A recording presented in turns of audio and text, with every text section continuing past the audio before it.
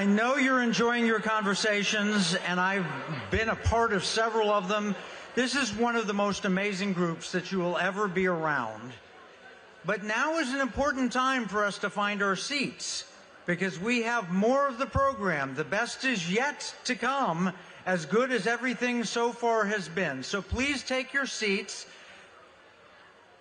Quiet your conversations, because something very exciting is headed our way.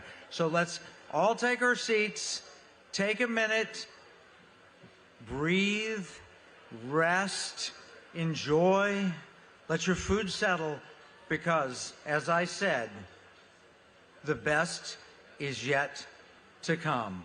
God bless you all.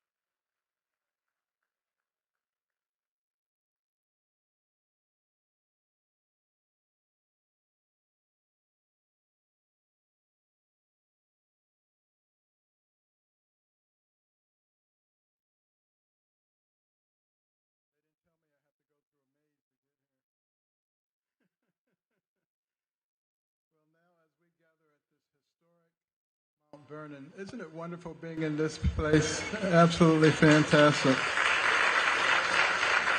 We know there are a lot of people who put in a lot of effort and time and resources to make this happen.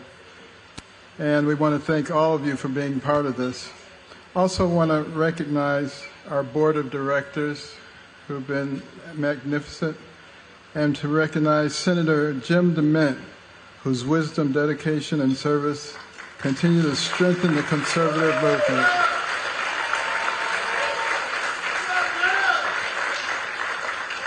And I want to thank all of our donors and ACI supporters, including Bob Unanue,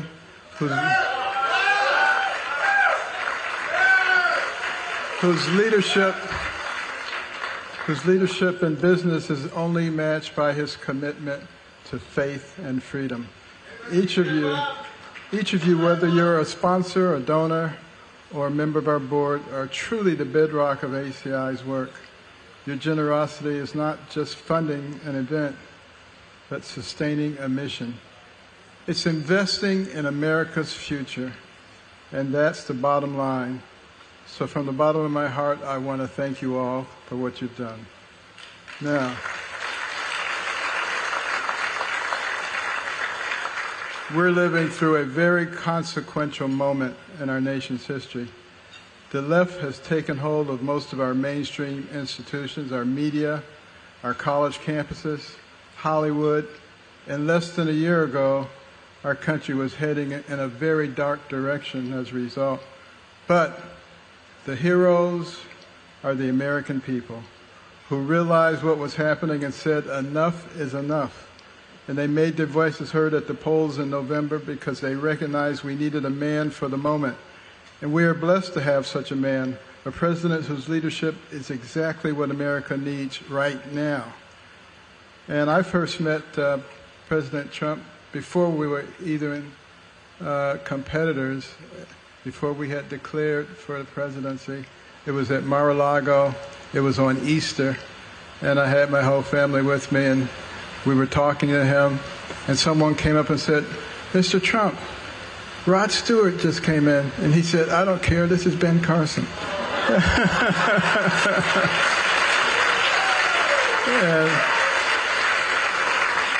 and he made sure that my mother was comfortable. And at a time when our values are being challenged, our freedoms are under attack, our country needs clarity and strength and courage. And he has risen to the challenge. He's not afraid to take on difficult battles. He speaks with truth, and it would be far easier to stay silent. And I can tell you, not from just what you see on the news, but from a personal friendship, that his love for this country and determination to protect it are genuine and unwavering. His leadership matters more now than ever, and I'm very grateful for it. During his first term, President Trump oversaw one of the strongest economies in our history, cutting taxes, creating millions of jobs, driving unemployment to record lows, rebuilt the military, secured our borders, stood firm against China, and negotiated historic peace accords in the Middle East. He appointed judges who defend the Constitution and protect our God-given rights.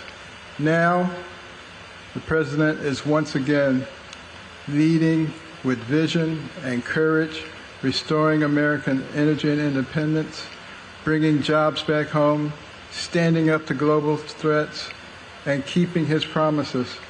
And I can tell you in that regard, with the trip to England and all the pomp and circumstances, but all the wearing out, and then he's going to be at Charlie Kirk's memorial service tomorrow. And I was just waiting for the phone call to say, Ben, you know, there's just too much. I can't make it to the thing tonight. But you know what? He's a man of his word. You never have to worry when he promised you to do something, no matter what's going on. And it is my distinct honor and pleasure to introduce the 45th and the 47th President of the United States, Donald J. Trump.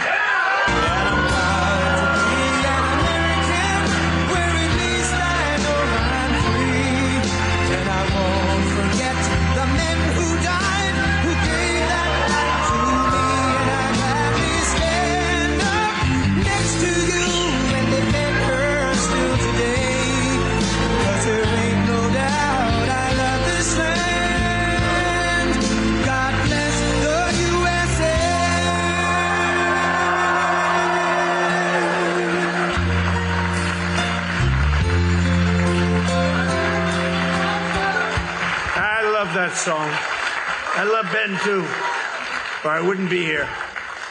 I had a thing tonight that they said Ben is being honored, and I just got back from Europe, as you know, and we had a great time.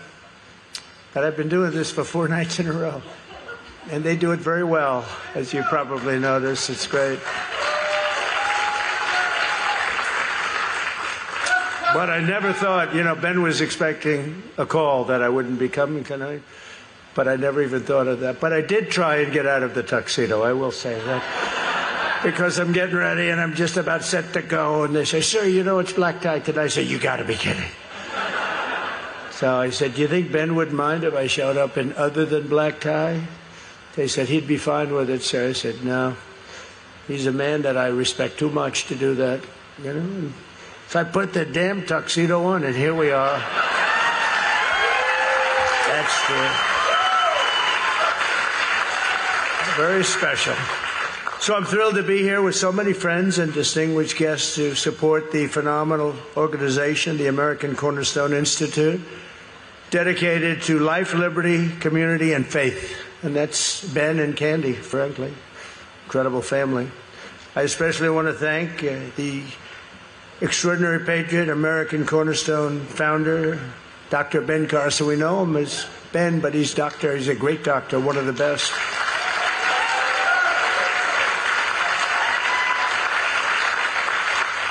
And especially I'd like to thank Candy, because I've known Candy for a long time, and she's the rock behind that man. She's the rock. And wherever you are, Candy, I know these lights are brutal, but that's okay. I know you're out there, Candy, and we love you. And there you are. Thank you. They're rough lights tonight, Candy. They wanted to do this. They wanted to do a little torture on Trump. Let's put those lights right in his eyes. But I also want to wish Ben a very happy birthday. I won't ask how many years, because we don't like talking about that. And personally congratulate the recipient of this year's ACI Founders Award to Susie Wiles. Susie? Where's Susie? There you are. Not only is Susie the first female White House Chief of Staff. That's really surprising. I thought there'd be like a few, none. But it's in history. She's the first. But she's also the best. I will tell you that. She's the best. She makes problems go away. Now, when I say that, I'll knock on wood, because she makes problems go away. She's the most powerful woman anywhere in the world, they said. I read that today someplace, Susie. One phone call and countries can disappear. But she's not that type of a person. But she is. I believe she is the most powerful woman in the world. That's pretty good, right? We're also delighted to be joined by Secretary of Energy, Chris Wright, and there's nobody better than Chris. Chris? Thank you, Chris. He's great. What a combination those two are. I'll tell you, between Chris and Doug, what a combination. It's unbelievable. Secretary of Housing and Urban Development, Scott Turner. Thank you, Scott. Thank you. By the way, a strong recommendation of Ben. He said, Ben did such a great job with that. And I would have given it to Ben, but Ben said, I've had it. I want other things to do. But and he's gone on to some very important things. But he said, the best guy is Scott Turner. And I said, that's okay with me, right, Scott? And he's been fantastic. A friend of mine for a long time, ambassador to NATO, Matt Whitaker. Hey, Matt, they have to stop buying oil from Russia, Matt. Will you talk to them, please? The Europeans are buying oil from Russia. It's not supposed to happen, right? Matt won't let it happen much longer, but that's not good. CMS Administrator, Dr. Mehmet Oz. Oz, where's Oz? How are we doing on favored nations, Oz? Next week, okay, favored nations. We're going to be reducing drug prices down to a level that nobody, not by 20%, 30%, by like 1,000%, because, you know, we're paying sometimes 10 times more than other nations. Now, we're not doing it anymore. It's been going on for a long time. That was a deal with drug companies and nations. How to take advantage of the United States. You're going to see the biggest cuts in drug prices, which is going to be great for every aspect, Medicare, Medicaid, Social Security, everything. It's going to have numbers. I mean, we're going to literally be cutting prices by 500%, 600%. Drugs that sell for $88 in London are selling for $130. You know, think of it, $1,300 for, I call it the fat killer. I don't know if it works or not, but it didn't work for a friend of mine who called me. He said he's a very successful guy, seriously obese, seriously, highly neurotic, but a brilliant businessman. You need those qualities sometimes, you know. And he calls me up. He used to call me Donnie. Donnie. Now he calls me President, so he's come a long way. But he was in a hotel, and he was in London, and he sent down for, I guess it's Ozempic, which we call the fat drug. And he lives in New York in a beautiful apartment, extremely crude individual. He doesn't mind me saying that, as long as I don't tell him his name, because we know a lot of people like him, though. Very successful, fat, neurotic, all the ingredients you need for success, right? And he said, President, you know, this is crazy. Doesn't affect him anything, but this is crazy. He said, in New York, I paid $1,300 for this thing, and here I paid $88. I said, what is it? You lose weight. And he said, didn't work on you. Didn't work. But what are you talking? He said, it's $88 in London.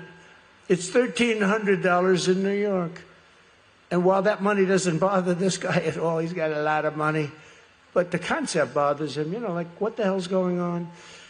And we've all known it's been a secret. Dr. Oz is in charge, and he's a smart, tough guy, and I hope he's going to do the job on it, because it's done. The deal is done, and the drug companies, and they've been for years, for 20 years, this has been going on for many years, decades, and basically the United States has been paying for the cost of drugs of other nations, and it's not going on any longer. I called the drug companies. I called one of the best. I won't use the name because he's actually a high-quality guy. Makes about $40 million a year, all cash. And the reason is that they've been able to sell this crap for 40 years. I mean, who the hell can sell that? And for years they've been saying, well, you know, we have to pay for research and development. We have to do this. We have to do that. That's 2%, 1%. But why aren't other countries paying for research and development anyway? And in the end, I said, look, we're not doing it anymore. We want favored nations. I want the same price as other nations pay, which is far lower than us. And I told them the story of my heavy friend, because it was so poignant the way this guy, you know, as a good businessman, he really hit me with it, and I knew it. But they have such incredible lines. That's why they're so highly paid. They were able to get away with it. And this one particular man, one of the biggest, he said, sir, you're right. We had a debate for 30 minutes, and I was killing him. He couldn't respond to it. You know, why are we paying 10 times more than another country? Right next door, we have a country. People go there every month or 2 months to go buy drugs, rich people, because it's such a ridiculous thing. And I said, they're successful, and they get paid all that money because anybody that could sell this is damn good. They're amazing executives, actually. And this guy really did something that was good. He held up his hands. He said, half an hour, he said, sir, I can't do this anymore. I can't sell it anymore. We got to do something about it. It's very unfair to the United States. Isn't that great? Isn't that great? It took him a long time. You know, it took him about 25 years Took up a long time. And we're not going to do that anymore. And if the nations give us a hard time, we're going to tariff them for the difference. Because, you know, the nations got all over the world. It's the world. We're talking about the entire world. So what's going to happen, Oz, is they're going to go up a little bit because the world is bigger than us. A little bit, like a lot. But it's the world, and it's us. So they're going to go up a little bit. We're going to come down a lot. And it's going to equalize. It's going to be a beautiful thing to watch. It's called favored nations. And we're going to be paying the price that the lowest nation is paying. And we're going to be getting drugs that would cost $80 someplace else, and we're paying 10 times that amount. I mean, they have one pill where it's $8 for the pill, and we're paying $79 for the same pill. And that's not even the worst example. So we have Dr. Roz is in charge of it, and I put him in charge because he's a very smart guy and a great businessman. Went to a wonderful school called University of Pennsylvania. Congratulations, Oz. Great place. Great place. I like it too, but I don't know. Are we coming after them too? I suspect so. I wonder how much Harvard's going to end up paying us, right? Going to be a lot of money. Going to be a lot. Columbia agreed to $200 million. Others have agreed to mass. You know, what they've done has been terrible. But he went to a great school where I went. And this is going to be earth-shattering. This is not like, you know, we're reducing it. I just one quick story on this because it's so important. It's so big. It's going to be incredible for every one of our different programs, especially Medicaid, Medicare, Social Security, everything. But just, you know, if you look at it, I've been looking at this for years, and at the end of my first term, I was so proud. I was so foolish and proud because I was the first president in 32 years who actually brought drug prices down. So I brought them down for the year. So the first time that this has happened in, I think it was 32 years, a long time, where the drugs started out at X and they went down during the course of the year. So after a 12-month period, and I was so proud of myself, I called a news conference. I said, ladies and gentlemen, I want to let you know that this is the first time this has happened in the history of our country for 32 years, I guess, but maybe longer than that. I'm proud to announce that drug prices for the year have gone down. And the people stood up. You know, the fake news couldn't care less. And they didn't get much of a charge out of it. But a couple of people went like this. Because I announced the amount, it was 0.25%. I was so proud. But now I'm going to bring them down 1,300%. Think of this. 1,000%, 500%, 200%, whatever, different. And I'm really proud of that. But at the time, I thought it was wonderful. I actually did something that wasn't done. I didn't think it was just a tiny little cut. But it was something at the time. But after getting to know the system is quite a system. And it's run by very brilliant people on the other side. And we're not going to let that happen anymore. We're not going to be the hospital for the rest of the world. We're going to take care of our country first, and we're going to help other countries also in other places. We have a lot of money coming in because of tariffs. You know, we have a lot of money coming in because of tariffs. If it wasn't for tariffs, we'd have a big problem. But fortunately, we've been able to stop the world from taking advantage of us through their use of tariffs, right? Sort of interesting. But also, here's FDA Commissioner. He's going to be working with us on this. Marty McCary, who's fantastic. He's done amazing. He's done great. Thank you. He's done great. He's really amazing. And they're really working on it with Bobby. They're working on it. Bobby's so non-controversial. I wish we could get somebody who's a little bit more exciting in there. And but they're doing something. And I think we have, frankly, that's a big announcement. I think we have a bigger announcement coming. I hope on Monday, Marty. It's enough. We have to announce. We have to make the announcement. It's so big. We can't let people keep doing this. I don't want to wait any longer. We don't need anything more. And if it's wrong, it's right. It's not going to be wrong. But if it is wrong, it's fine that we have to do it. Because we're going to have an announcement on autism on Monday. Got to be Monday. I don't want to do it Tuesday, Wednesday, Thursday.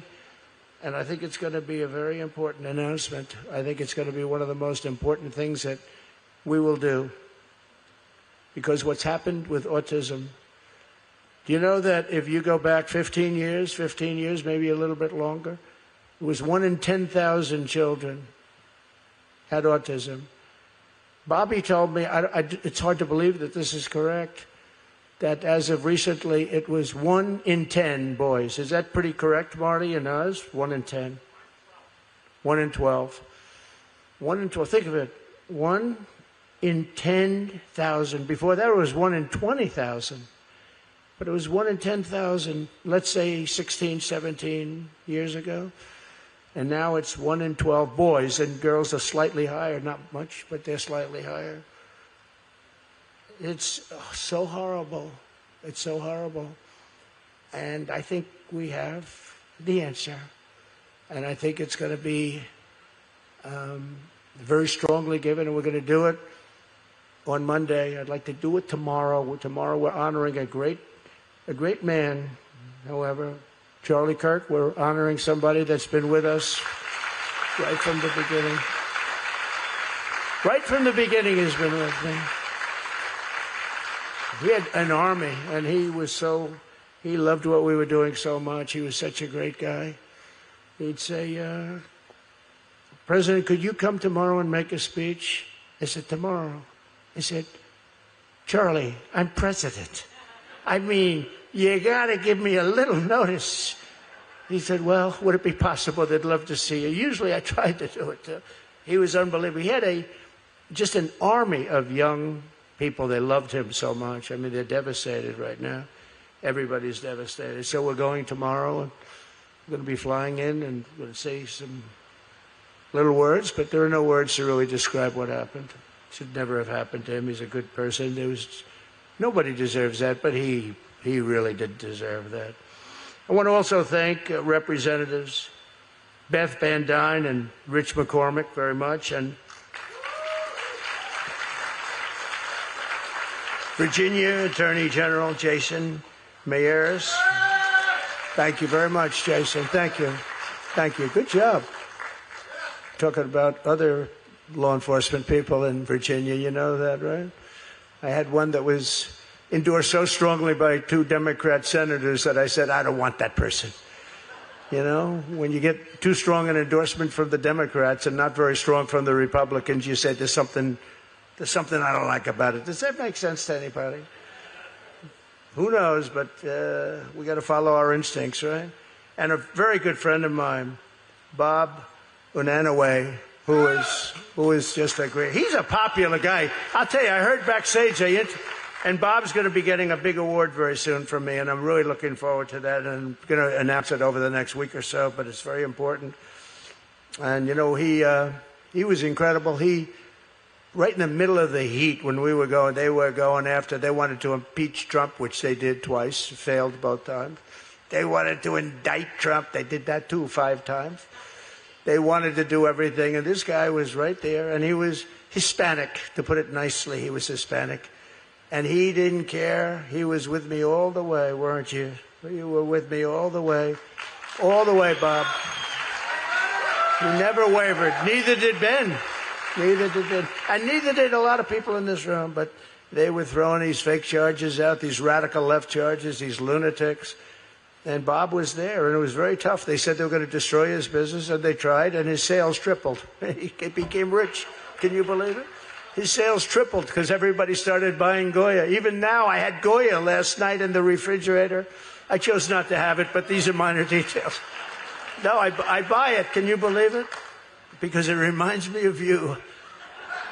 He was a brave guy, but I'm going to be announcing an award next week that's going to be great, quite something, and it's in honor of your courage, pure and simple, because you showed great courage.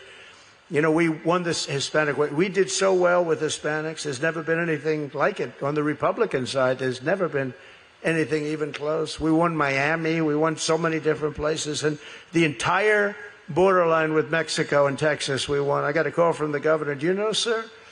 You won every single area on the border of Texas. All Hispanic. 88%, 92%, all these towns. And said you won every one. That's the first time that's happened since Reconstruction I said, define Reconstruction. Are you talking about the Civil War? He said, yes. It was a little different. I've never heard. That's a term that's a little different. I wanted accuracy. So the Civil War, first time, and we won. But it's because of Bob and people like Bob. And we love you, Bob, and you were great, and thank you very much. And Ben loves you, too. I know that. So we're going to have a big award for you. But as you know, we're here this evening at George Washington's beautiful Mount Vernon, as I've just returned from the magnificent United Kingdom with King Charles and Camilla and the whole group. What a group. They're great people. They're great people. And they really laid it out. They said there's never been, and don't forget, they're really honoring the country. There has never been anything, and they did it for me a number of years ago. It's the first time they've done it twice for a president. That's because it wasn't consecutive. Now, we actually know it was consecutive, okay, if we want to be accurate about it. We want to be accurate. I'll be called a three-termer, but the only problem is I want to be 3 terms, but I don't want the results of the second term, okay? I don't want anything to do with people pouring into our country totally unchecked, and a big problem, but we're getting them out. We have no choice as a country. We have no choice. We're doing better than we've ever done as a country, I believe. But a lot's changed since the days of President Washington and King George III. But I think that the father of our country would be very pleased and proud to see America strong and respected again. We're very respected again. And I saw that because, you know, I would say the United Kingdom, there's nobody that can do the pomp and ceremony like them. Don't we agree? Although tonight's a very beautiful evening. But I gotta be honest, it's a nice tent. It's a nice tent. I like that building that's 1,400 years old, slightly better. Did you see that, the table? It was like 100 yards, like a length of a football field, in a ballroom that was like this. It was the most, they opened the doors, I said, I've never seen anything like this. But this is a close second.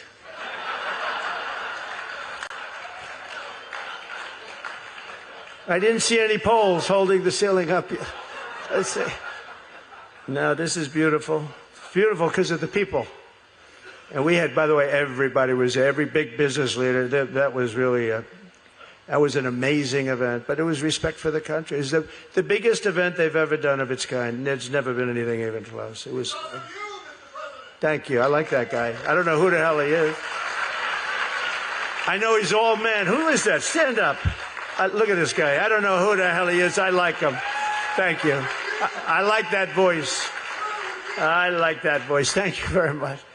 But there could be no more appropriate place to hosting the gathering because American Cornerstone Institute exists to defend and promote the fundamental values and principles of the American founding. Those are the ideals that our movement and our administration are defending each and every day. And now our country is thriving like never before. We are, actually. We're thriving. You know, the King of Saudi Arabia said to me when I was over there, you know, sir, 1 year ago you were a dead country. Actually said, that's such a tough one. It's tough. But it's true. We were a dead country. We were going to be a non-country. And now we've got the hottest country anywhere in the world. There's no country as hot as we are.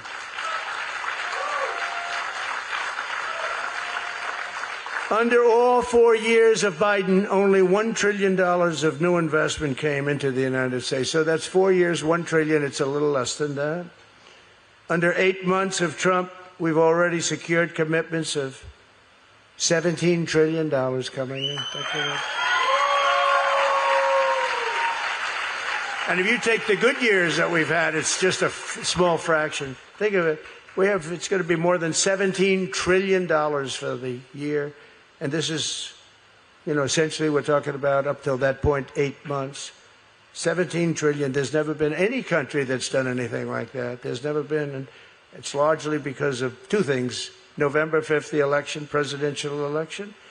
But of equal and maybe greater importance, so I guess the ultimate is, if I didn't win, you wouldn't be doing this. But the tariffs are bringing the money in at levels that we've never seen before. It's made us a rich country, and it's made us a powerful country. Because of tariffs and trade, we've been able to stop 7 different wars.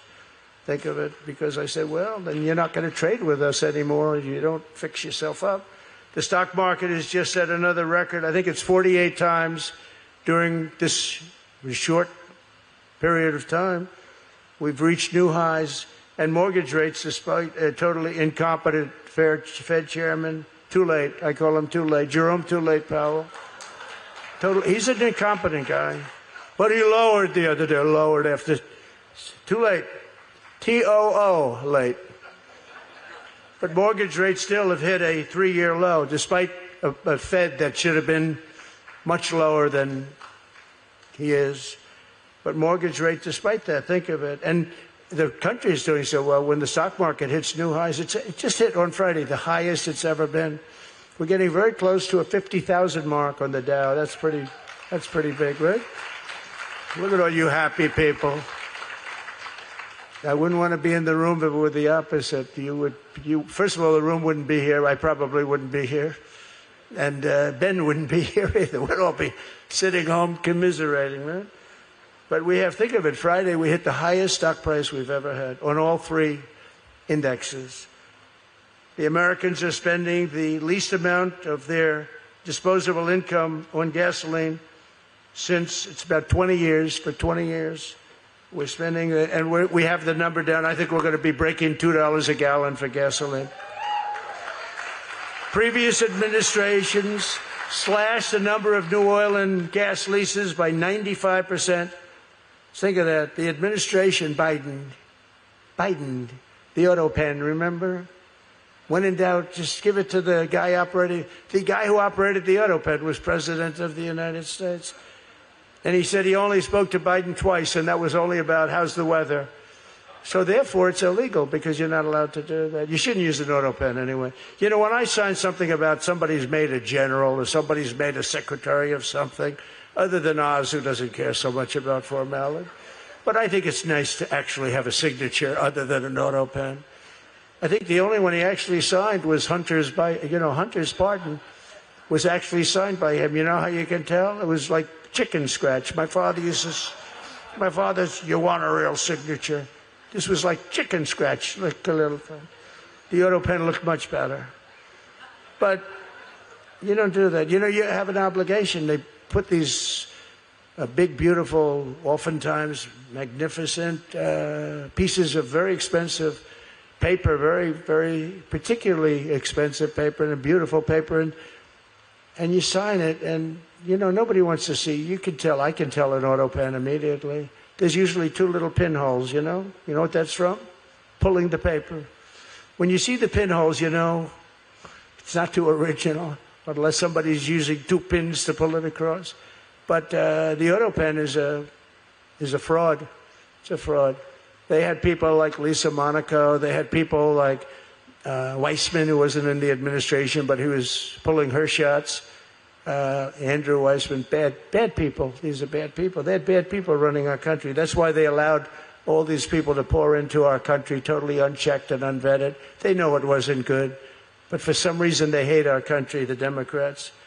But I think we're going to have what we have to do is we have to win the midterms. I don't know why, but when you're president, rarely do you win. I don't know why. We're having one of the greatest presidencies ever.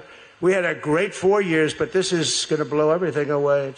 And they're saying some say actually it's the most successful presidency so far ever in the history of our country. That should mean we win the midterm. But they've had other successful presidents. They've had other successful presidents, and they lose the midterms. It's a very small percentage that win. There's something psychological going on there, baby. But you know, we don't want to see things destroyed. What we've done is so incredible. We have to get out. We have to win the midterms. We should win them. It's just somehow they've talked to psychiatrists, they've talked to everything. Why is it that almost automatically whoever is president loses the midterm?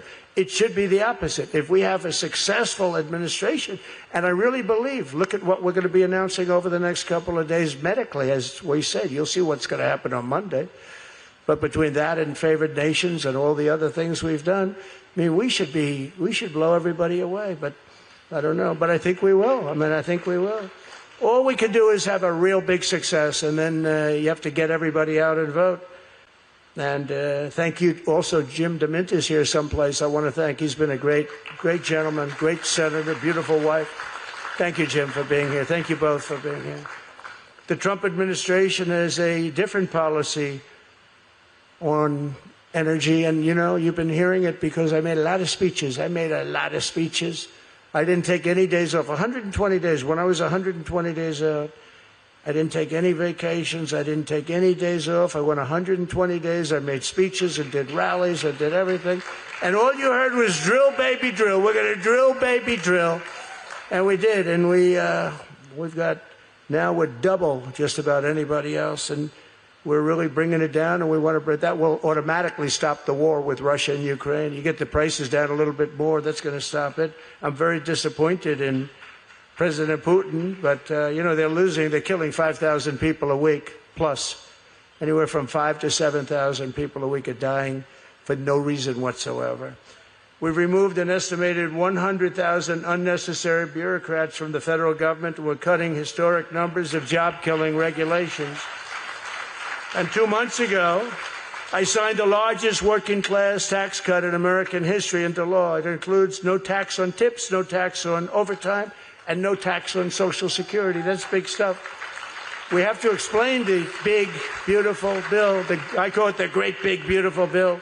It's unbelievable for middle class. It's unbelievable for low income. It's unbelievable for everybody. It's really unbelievable for producing jobs. On the world stage, we're once again putting America first, and that's what we do. We put America. We'll help others, but we have to put America first. Exactly as George Washington would have wanted. He would have voted for us, George Washington. We had a man who rated me the #3 president of all time. He said only superseded by George Washington and Abraham Lincoln. And the host of the show said, "Oh, are you in trouble? Trump is going to be so angry at you when he hears that he's #3. But we'll take that. I don't know how many have done that. He actually said, George Washington, Abraham Lincoln, Donald J. Trump. I said, I like that guy very much. You know who he is. On the world stage, we're once again doing things, and we're just respected at, I think, a level that we've never been respected before. We're forging peace agreements, and we're stopping wars. So we stopped wars between India, Pakistan, Thailand, and Cambodia. And Thailand, I'll tell you, Thailand was, they were going at it hot and heavy. And these were wars that were not stoppable, most of them. Armenia and Azerbaijan, going on for years. They came to my office, the two leaders, two great guys. One was there 22 years, one was there 7. And they both said during the entire term of their office, all they did was kill people on the other side. And now they're sitting in my office, and they're at the Oval Office. It's pretty wide. And they had one over here, one over there. And slowly, over the course of about an hour, they came close. And at the end of an hour, we were hugging each other and holding hands. It was an amazing thing, and we settled that war. That was not settleable, as the expression goes. Cambodia and Armenia, it was just starting, and it was a bad one.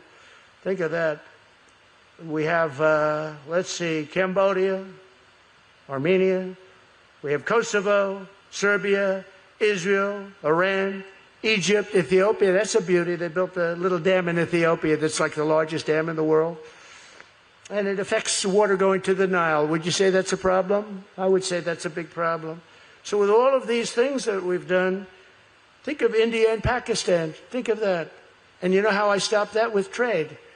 They want to trade. And I have great respect for both leaders. But when you take a look at all of these wars that we've stopped, and they said, so think, just look at that. India, Pakistan, Thailand, Cambodia, Armenia, Azerbaijan, Kosovo and Serbia, Israel and Iran, Egypt and Ethiopia, Rwanda and the Congo, right? We stopped all of them. And 60% of them were stopped because of trade. Like with India, I said, look, we're not going to do any trade if you're going to fight. And they have nuclear weapons. I stopped. And then I was told that if you can stop Russia and Ukraine, you should get the Nobel Prize. I said, well, what about the 7 others? I should get a Nobel Prize for each one. No, they said, but if you stop, think of that. But if you stop Russia and Ukraine, sir, you should be able to get the Nobel. I said, I stopped 7 wars. That's one war, and that's a big one. But all of these, actually, that was the one I thought would be easiest for, because I have a good relationship with President Putin. Disappointed in him, but I do. I thought that would be the easiest one, but we'll get it done one way or the other. But I also obliterated Iran's nuclear hopes by totally annihilating their enriched uranium. And I'll tell you what, those planes, those beautiful B-2 bombers, those beautiful, we call them wings, we just ordered 20 more of them, the updated version. We don't need an updated, just give me the same one. The job those pilots did, they flew for 37 hours back and forth. They had a refuel. We had 52 tankers, big tankers. How would you like to be flying a tanker knowing that if you get hit by a little bullet, that's not good things happen to those tankers? Those people are brave. When I met the tanker guys, I had them to the office. We had the pilots, a lot of the pilots, and even the mechanics. I said, I want the mechanics. But I said to the tanker guys, how do you like flying around with hundreds of thousands of gasoline in that big thing? But they're brave people. They're brave people. But there was no stopping. They flew, it was about 17 hours one way, and then they hit at the dark of night with no moon. It was dead, and every single one of those bombs hit its targets. It was absolutely amazing, and they're heroes. And when the pilots went in, they came into the office, and I met them, and they're all great-looking guys. They look like Tom Cruise. Actually, they look like Tom Cruise. But they're all great-looking guys. I would have said Tom Cruise, but, he called me about something recently. He was such a nice guy. I'm not going to say it. I'm just saying he's a hell of a looking guy, but these people are great.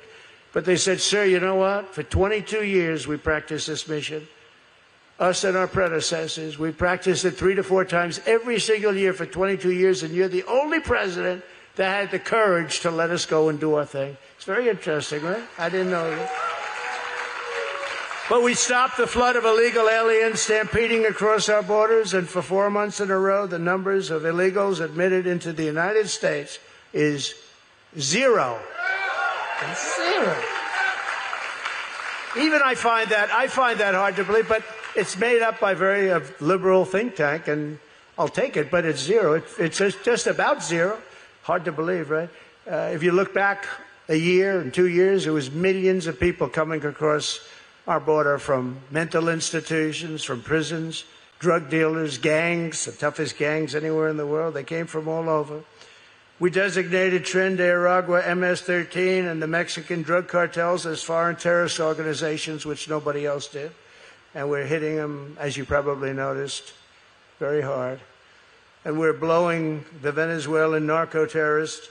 We're blowing them the hell out of the water. Every time you see a boat, thousands of people die from the cargo in that boat. Thousands of people die. And then the radical left say, oh, this is not nice. Well, thousands of people are dying because of those boatloads of drugs, fentanyl and a lot of other drugs. We're restoring law and order to our cities and towns, including our nation's capital, Washington, D.C., where you can now go out to have dinner. That's right, here we are. You can now, what is the difference? I was at a deal today, and I'm in the car, and I said, ride me right through Washington. I want to go right. The parks were groomed. There was no trash. There were no tents. We had no tent cities. It was clean. It's going to look even better in 6 months to a year. We're going to change the medians that are rotted. We're going to get rid of the little potholes. But even it looked, Susie, it looked beautiful. It was so different. Nice weather, nice day. The grass was growing. Some of the grass I'm not going to have to change. I thought I was going to replace the grass all over. This grass looked good. It looked so good. And, we actually had soldiers. You saw them. We didn't tell them to do this because we don't want to tell them. They were picking up trash. Did you see that? They were picking up trash. The National Guard, these great military people, the job they did has been unbelievable. And then, this is a tough argument for that. I would say this is tougher than men playing in women's sports and transgender for everybody. Transgender for everybody. But the men playing in women's sports is tough. But, you know, the open borders is a tough one. But the best argument is crime. This is would I like to be running? Would I like to run crime? We don't like crime, and the Democrats obviously love it. How about that? They like crime, we don't. That's all you have to say, a sign. They like crime, we don't. I don't think it's possible to lose an election. I think said today, they better be careful, this is a Trump trap. It's an 80-20 issue. No, it's a 99-1 issue. And we don't know the one person. We can't find that one person, Chris. He's working for Chris in the oil wells. We don't know. But what we've done in Washington, we're so proud of it. We took it over. It was, and you know what? I don't want to insult anybody, but it was horrible. One of the worst. It was horrible. And within 12 days, it was a safe city. And within 22 days, it was really safe. And a couple of days later, I actually went and walked right down the middle of the street. And I had no fear because we took 1,600 criminals, hardened criminals, people, I think they were born to be criminals. These were seriously bad people. We got them out of here. We brought them back to different countries, got them the hell out. They can't come back. We're never letting them come back. But we're restoring law and order. Now we're going to Memphis, Tennessee. It's another place that's right. Are you happy about that? How about the liberals, though? You know, they call themselves progressives. I think liberal is a better term. Progressive is such a beautiful word. But now they say we're progressive. They're actually regressive. This is not progressive. But how about the liberals where they're going, we don't want to have military people in town. If you had your choice of not having military people, but being shot, drugged out, beat to hell, and raped as a woman, would you rather have a couple of soldiers around so that doesn't happen? I think so. I think so. And these soldiers are not necessarily politically correct. They're very strong people, and we want very strong soldiers. I think that's okay to say. You know, we have a very different country than we had 2 years ago. We have a country that wants to see results. We have a country that's now based on merit, thanks to the Supreme Court. We have a country that's based on merit. And our country was built on merit. It wasn't built on woke nonsense. And we now have soldiers that are soldiers, and we have people that everything is based on merit, including getting into a college. If you have good marks, you get in. If you don't have good marks, you don't get in.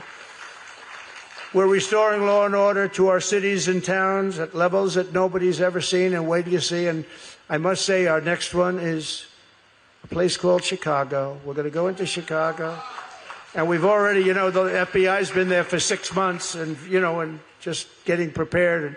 And just the fact that they've been there for a little while, we've got it down a little bit. But it's going to come down a whole lot. Chicago is going to be a very safe city. I was with the head of the Union Pacific Railroad, great guy. He started off as a low-level railroader, as he called himself, and he ends up being chairman of the company.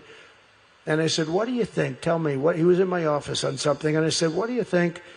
One of the best cities? He said, sir, you have to save Chicago. It's a great city. And the way he said it, you have to save Chicago. I mean, it was terrible because we were going to wait a little longer. We have a governor that he thinks if 11 people get shot over a weekend, that's good. Okay? He thinks, and die. 11 people last weekend murdered over the weekend. 32 were shot. Over 100 were shot at. People don't even talk about that. And then we have a governor that says, we're doing well. We don't need the military. No, they need it. We're going to clean up Chicago. We're going to start that pretty soon, but we're going to do Memphis. We're doing them one by one. And we're not going to let it go back either. We're not going to just leave and let it go back. We're going to make sure they stay proper. But I'm so happy that, most of you are in Washington a lot. That's why you're here. But Washington, D.C. is a safe, incredible, safe place. It went from one of the most violent, unsafe cities in the country where, on average, they were losing a person. They were having 1, 2, 3 people get shot every weekend. People come in from Iowa, they come in from Indiana, their kids are come, and the kid ends up being shot, and they send them back in a coffin. That's not happening anymore. We have a safe city. The scum is gone, and I'll tell you, it's going to get, I don't know how much better it can get. They said, we're down 87% crime. I said, really? Who are the 13%? Tell me. Nobody can find the 13%. No, you go and have dinner. The restaurants now they were closing up. Very few people went to restaurants because even to go to the restaurant was dangerous because guys would walk in with guns and rob everybody. It ain't happening anymore. You have a safe city, 100% safe city. And I want to thank the National Guard and all of those federal law enforcement people that have surged Washington are now surging Memphis right now as we speak. By the way, we're getting calls over the internet. We're getting statements. Sir, thank you so much. I live in Memphis. It's so beautiful. There's so many people outside. Everybody's cheering the soldiers. They're cheering. Thank you so much, sir. But we're making America safe again. And just to conclude, I signed an executive order to slash federal funding for any school that pushes transgender insanity onto our youth, which I promised during the campaign. We also banned the chemical and surgical mutilation of children. Can you imagine? Could you imagine? Let's say 15 or 20 years ago, you're a politician, and you say, we've banned the chemical and surgical mutilation of your children. Could you imagine having to make a statement like that? People would say, what the hell is he talking about? Right? Can you imagine that, Chris? You make a statement that you're going to not mutilate their children?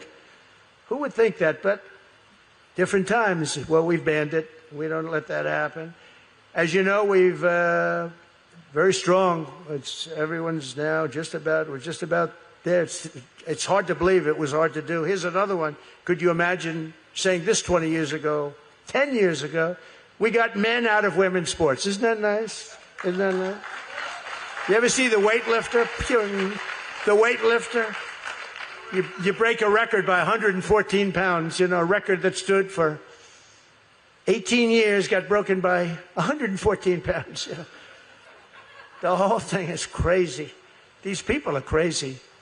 And we're going to have a hard time extending because no matter what, if they got every dream, every single thing that they ever wanted, which are all bad things, nobody would want them, non-common sense things, they won't extend anything. They won't vote. You won't get a single vote. The only thing I do respect them for one thing, they stick together. But their policies are so bad and so sick, and they're afraid to be individuals. They just go with whatever the party tells them to go, and it's all this stuff that's you can't get elected with it. So we had a great vote in the House. The Republicans voted good to extend. But the Senate, we need 60 votes. We have 53 senators. So, you're going to have, we have a problem because these people are crazy. The Democrats have gone, they have a serious case of what's known as, which is actually a disease, I think. They're going to put it down. Are they going to list that? Dr. Oz, are they going to list, you know what I'm talking about, right? Trump derangement syndrome. Is that? Why don't we list that on Wednesday? Let's do the more important ones first. No, it's a serious disease. It's a mental disorder. Trump derangement. Yeah, that's right. It's it's a mental disorder. Trump derangement syndrome, and they've got it in levels that have never been seen before. But that's good. That means we're doing the right thing. I made it the official policy of the United States government that there are only two genders. I think Jim DeMint will like this. Men and female. Are you okay with that, Jim? I don't know. I think Jim's very upset about that. Who the hell can be upset? We got rid of the sinister Johnson Amendment so that pastors can speak the truth. Not only pastors, people of religion can speak the truth. Everything in their heart. I also ended the weaponization of law enforcement against religious believers, as you know, and pardoned the pro-life activists thrown in jail by the very angry, mean Biden. Biden was always a mean guy, but never a smart guy. Even you go back 30 years ago, 40 years ago, he was a stupid guy, but he was always a mean son of a bitch, How's it working? Not working too well for him right now, as that says. So when you start feeling sorry for him, remember, he was a bad guy. And I created the first ever Department of Justice task force to eradicate anti-Christian bias. And we're bringing religion back to our country. Religion is coming back to our country because you can't be a great nation if you don't have religion. I really believe that. There's got to be something we're doing this for. And to support parents' rights, we're also fighting very hard for school choice. We just got it in the great state of Texas with the governor and lieutenant governor. And we've created a massive tax credit for school choice scholarships so that you can send your child to a school that shares your values. It's a big thing, school choice.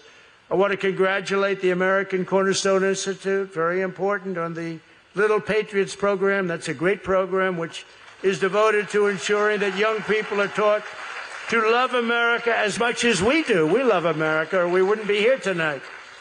I certainly wouldn't be in a tuxedo tonight. And as you know, next year we'll be celebrating the 250th anniversary of the American founding, 250 years. It doesn't seem so long when you have William the Conqueror. I said, Windsor Castle, when was it built? Sir, around 990. I'd say 990. Let's see. Trying to figure that one out. 990. So it's like, it's like really old.